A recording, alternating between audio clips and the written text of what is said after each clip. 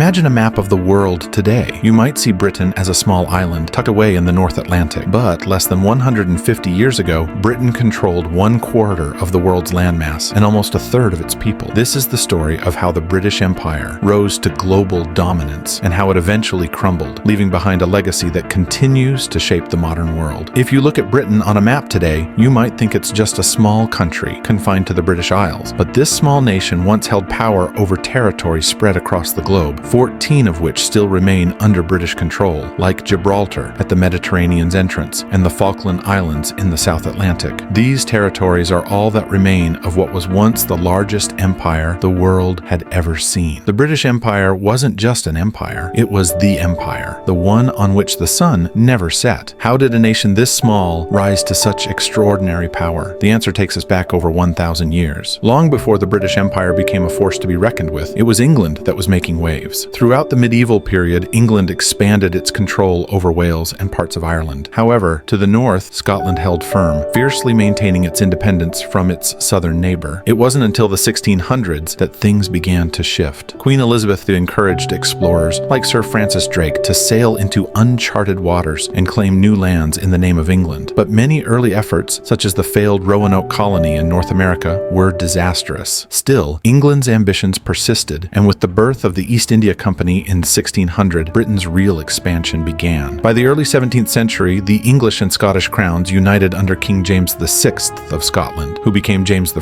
of England. Although the kingdoms were still distinct, this union marked a turning point in Britain's colonial endeavors. James sought to continue Elizabeth's vision of a colonial empire, developing different types of colonies. Some ruled directly by the crown, others granted more political freedom through charters. The idea of planting colonies was also being tested closer to home in Ireland. Protestant settlers were moved to Ulster, forming a model for the future settlements in the New World. As this model was refined, Britain began to expand further into the Americas, seizing territories like New York from the Dutch in 1665. Britain's empire was built not just on land, but on trade. The Royal African Company, founded in 1660, became central to the transatlantic slave trade, a brutal system that fueled Britain's wealth and industry. African people were kidnapped, sold, and transported across the Atlantic to work in plantations, especially in the Caribbean. This period of the British Empire is often shrouded in the glitter of wealth and success. Still, it was built on human suffering, a fact that would not be fully reckoned with for centuries. While England was expanding its empire, Scotland made several failed attempts to join the race. One of the most disastrous was the Darien Scheme in 1698, an effort to control trade across the Isthmus of Panama. The expedition was a complete failure, plunging Scotland into a financial crisis and setting the stage for the eventual political union with England in 1707. With the Acts of Union in 1707, England and Scotland officially became Great Britain. This new United Kingdom entered the global stage with fierce ambition. The 18th century was marked by wars with European powers. Wars not only fought in Europe, but across the entire globe, where British colonies clashed with rival territories. With every victory, Britain gained more land, like Gibraltar and parts of Canada, establishing itself as the preeminent colonial force. The British East India Company, though technically not part of the empire, played a crucial role in expanding Britain's influence in India. The company's private armies took control of Bengal after the Battle of Plassey in 1757, leading to Britain's eventual dominance in India, a region that would become the jewel in the crown of the British Empire. Meanwhile, the Seven Years' War, 1756-1763, was a game-changer. Britain defeated France and seized territories across North America and the Caribbean. This victory solidified Britain's position as the world's leading colonial and naval power. But Britain's empire wasn't invincible. The 13 American colonies, frustrated with taxation without representation, declared their independence in 1776. After a long and bitter war, the United States emerged as a new nation. The loss of America was a devastating blow to Britain, but rather than give up, Britain turned its attention to other parts of the globe, namely Asia and the Pacific. It was during this time that explorers like Captain James Cook claimed Australia and New Zealand for the empire. The rise of Napoleon in France threatened British supremacy once again, but after a decisive victory at the Battle of Trafalgar in 1805, Britain secured control of the seas for over a century. This naval dominance allowed Britain to expand even further, annexing territories across the Caribbean, Africa, and the Indian Ocean. In the 19th century, Britain also began its involvement in Africa, leading to the infamous Scramble for Africa, where European powers divided the continent amongst themselves, with Britain claiming vast territories in the east and south. The British Empire reached its territorial peak in 1921, but cracks were beginning to show. The financial strain of two world wars left Britain Britain weakened. After World War II, the empire began to dissolve as colonies across Africa, Asia, and the Caribbean gained independence. In 1997, the final symbolic end came when Britain handed over Hong Kong to China, marking the official end of Britain's imperial rule. However, the legacy of the British Empire lives on in the Commonwealth, a political association of former colonies that continues to maintain ties with Britain. And so, the sun finally set on the British Empire. A once mighty global force has now receded,